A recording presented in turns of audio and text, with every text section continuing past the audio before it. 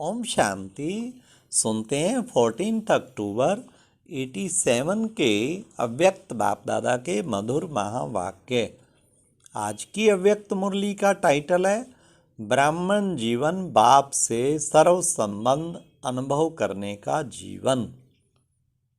आज की मुरली में बाबा ने भक्ति में सुमरण करते करते मस्ती में मग्न हो जाते थे। ये किस बात का यादगार है? नंबर 2, विचित्र खुशी, विचित्र प्राप्तियों का भंडार कब बन पाएंगे? 3, माया को आने की फुर्सत कब नहीं रहेगी? लास्ट, योग निद्रा का अर्थ क्या है? योग निद्रा आज सुनिए। तो आज की मुरली 14 अक्टूबर 87 की मुरली, ब्राह्मण जीवन, बाप से सर्व संबंध अनुभव करने का जीवन। आज बाप दादा अपने अनेक बार मिलन मनाने वाले, अनेक कल्पों से मिलने वाले बच्चों से फिर मिलन मनाने आए हैं। यह अलौकिक अव्यक्ति मिलन भविष्य स्वर्ण युग में भी नहीं हो सकता। सिर्फ इस समय इस विशेष युग को वरदान है बाप और बच्चों के मिलने का। इसलिए इस युग का नाम ही है संगम युग, अर्थात मिलन मनाने का युग। ऐसे युग में ऐसा श्रेष्ठ मिलन मनाने के विशेष पाठधारी आप आत्माएं हो। बाप दादा भी ऐसे कोटोमी को श्रेष्ठ भाग्यवान आत्माओं को देख हर्षित होते हैं और स्मृति दिलाते हैं कि आदि से अंत तक कितनी स्मृतियां दिलाई हैं। याद करो तो लंबी लिस्ट निकल आएगी। इतनी स्मृतियां दिलाई हैं जो आप सभी स्मृति स्वरूप बन गए हो। भक्ति में आप स्मृति स्वरूप आत्माओं के यादगार रूप में भक्त भी हर समय सुमरण करते रहते हैं। आप स्मृति स्वरूप आत्माओं के हर कर्म की विशेषता का स्मरण करते रहते हैं। भक्ति की विशेषता ही स्मरण अर्थात कीर्तन करना है। स्मरण करते करते मस्ती में कितना मग्न हो जाते हैं। देखा होगा कहीं भक्त तो हो, कैसे कीर्तन करते हैं, कैसे स्मरण करते करते झांझ बजाते वो करते मग्न हो जाते। हमें याद है बचपन में जब हम ज्ञान में नहीं थे, 10वीं से पहले उम्र होगी उस वक्त 12-13 वर्ष, शायद उससे भी कम हो, 10 वर्ष। तो मंगलवार को हनुमान का भक्ति करने जाते थे। तो वहाँ पर सब छेड़ियाँ लेके बजाते थे हनुमान चालीसा पढ़ते हुए। तो उसमें कंपटीशन चलता था। एक वहाँ भगत तीरथ था, उसका छेड़ी का कोई मुकाबला नहीं। तो हम फिर एक ऐसी छेड़ी उठाते थे, हम उसके पूरे कंपटीशन में ऐसी टॉप की छेड़ी बजाते थे सब खुश हो जाते थे। बाद में सोचा बताओ, भक्ति में क्या क्या करते रहते हैं हम। वो ऐसा कीर्तन सब मिल के करते थे, गाते गाते मग्न हो जाते थे। वही बाबा कहते किस चीज़ का यादगार है? मस्ती में कितना मग्न हो जाते हैं। अल्पकाल के लिए उन्हों को भी और कोई सुध बुध नहीं रहती है। सुमरण करते करते उसमें खो जाते हैं, अर्थात लवलीन हो जाते हैं। यह अल्पकाल का अनुभव उन आत्माओं के लिए कितना प्यारा न्यारा होता है। यह क्यों होता? क्योंकि जिन आत्माओं का सुमरण करते वे आत्माएं स्वयं भी बाप के स्नेह में सदा लवलीन रही हैं, बाप की सर्व प्राप्तियों में सदा खोई हुई रही हैं। इसलिए ऐसी आत्माओं का सुमरण करने से भी जो उन भक्तों को अल्पकाल के लिए आप वरदानी आत्माओं द्वारा अंचली रूप से अनुभूति प्राप्त हो जाती है। तो सोचो, जब सुमरण करने वाली भक्त आत्माओं को भी इतना अलौकिक अनुभव होता है, तो आप स्मृति स्वरूप वरदाता विधाता आत्माओं को कितना प्रैक्टिकल जीवन में अनुभव प्राप्त होता है। इसी अनुभूतियों में सदा आगे बढ़ते रहो। हर कदम में भिन्न भिन्न स्मृति स्वरूप का अनुभव करते चलो। कितनी अच्छी बाबा योगी बनने का तरीका बता रहे हैं। जैसा कर्म वैसी स्मृति, जैसा समय जैसा कर्म वैसे स्वरूप की स्मृति को इमर्ज रूप में अनुभव करो। आप डायरेक्ट भाग्य विधाता द्वारा भाग्य प्राप्त करने वाली पद्मा पदम भाग्यवान आत्मा हूँ। इस श्रेष्ठ स्वरूप को स्मृति में लाओ। वरदानी समय है, वरदाता विधाता साथ में है। मास्टर वरदानी बन स्वयं भी संपन्न बन रहे हो और अन्य आत्माओं को भी वरदान दिलाने वाली वरदानी आत्मा हो।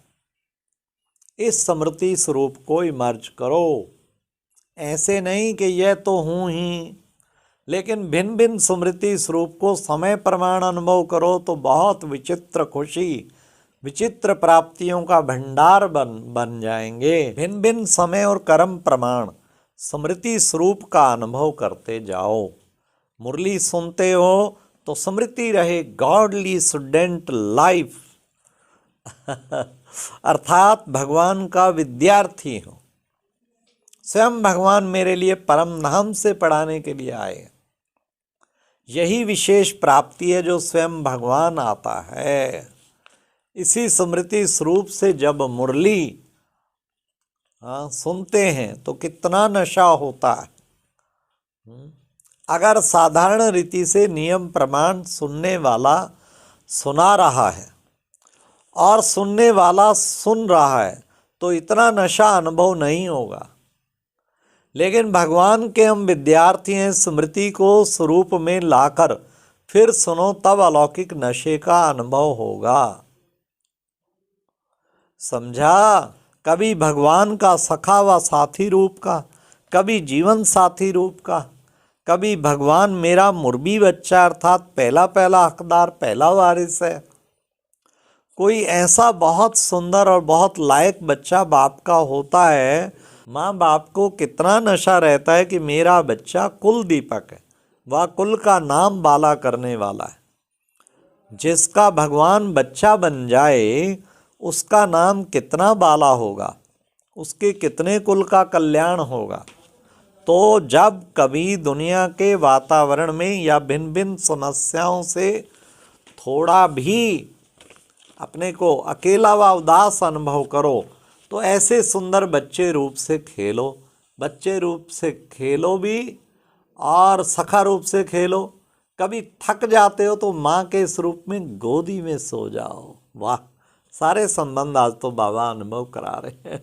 कभी माँ की गोदी में, कभी सखा से खेलो, कभी बच्चे रूप से खेलो तो समा जाओ। कभी दिल शिकस्त हो जाते हैं तो सर्वशक्तिवान स्वरूप से मास्टर सर्वशक्तिवान के स्मृति स्वरूप का अनुभव करो।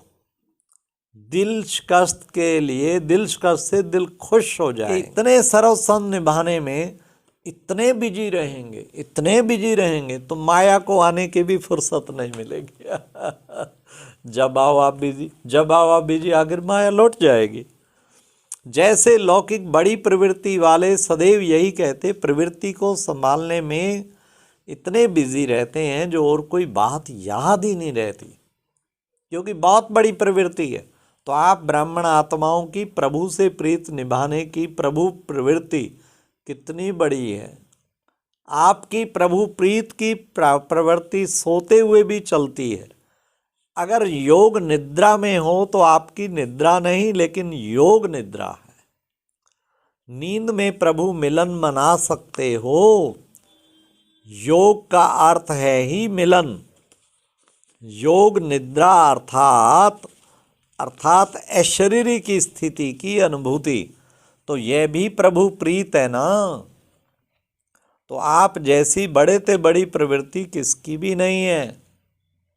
एक सेकंड भी आपको फुर्सत नहीं है, क्योंकि भक्ति में भक्त के रूप में भी ये गीत गाते रहते थे कि बहुत दिनों से प्रभु आप मिले हो, तो गिन गिन के हिसाब पूरा लेंगे। तो एक एक सेकंड का हिसाब लेने वाले हो। कितना मुश्किल बाबा मिला है। सारे कल्प के मिलने का हिसाब इस छोटे से एक जन्म में पूरा करते हो। 5000 वर्ष के हिसाब से छोटा सा जन्म कुछ दिनों के हिसाब में हुआ ना। भक्त सुमरण करते हैं, आप स्मृति स्वरूप बनते हो, तो आपको सेकंड भी फुर्सत है। कितनी बड़ी प्रवृत्ति है, इस प्रवृत्ति के आगे वह छोटी सी प्रवृत्ति आकर्षित नहीं करे। बाबा कहते देह सहित देह के संबंध और देह के पदार्थ व प्राप्तियों से नष्टो मोहा स्मृति स्वरूप हो जाएंगे। यही लास्ट पेपर माला के नंबरवार मणके बनाएगा। अच्छा,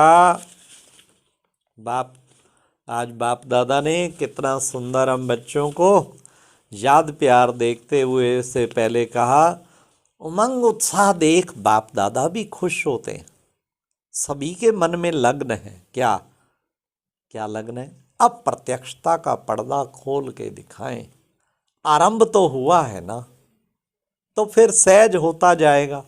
विदेश वाले बच्चों के प्लान्स भी बाप दादा तक पहुंचते रहते हैं। स्वयं भी उमंग में, सर्व का सहयोग भी उमंग उत्साह से मिलता रहता है। उमंग को उमंग, उत्साह को उत्साह मिलता है। यह भी मिलन हो रहा है ना, तो खूब धूमधाम से इस कार्य को आगे बढ़ाओ। अच्छा, ओम शांति। और अब यह एक बहुत अच्छी वीडियो भी जरूर देखें।